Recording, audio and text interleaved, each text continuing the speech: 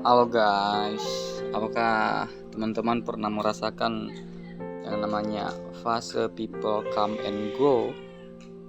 Ya, mungkin teman-teman pernah merasakan atau bahkan mungkin teman-teman lagi berada di fase itu sekarang.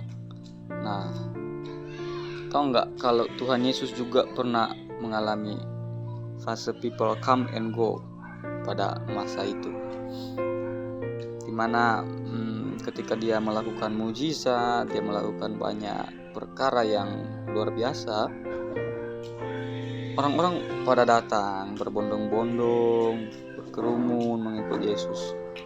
Tapi ketika suatu saat Yesus disalib, bahkan diberikan vonis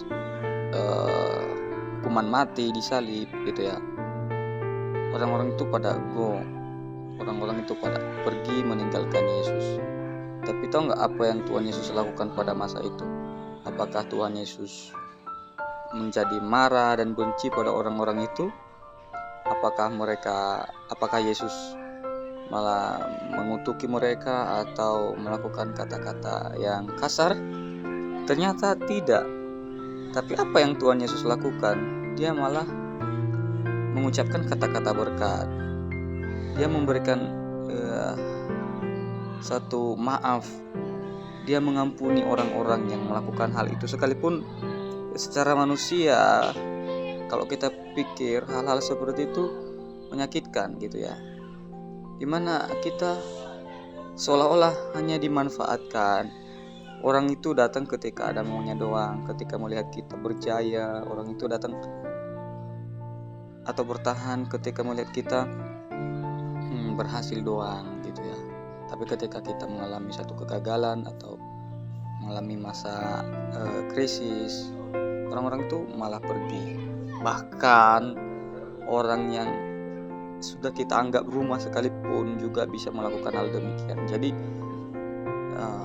ya sabar aja gitu ya, karena kita harus mengerti akan hal ini. Mengapa? Karena pasti kita akan mengalami fase people come and go ini, karena Tuhan Yesus juga pernah mengalaminya dulu ya. Tapi kalau Tuhan Yesus bisa berhasil melewati itu semua, membagikan kasih-Nya, maka kita juga harus bisa, teman-teman.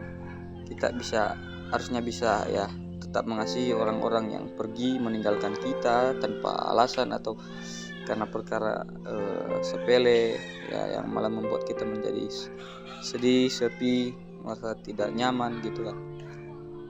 Kita harus tetap mengasihi mereka, jangan berikan rasa kebencian, karena Tuhan Yesus sudah menjadi damai buat kita ya, memberikan kita rasa nyaman yang sesungguhnya.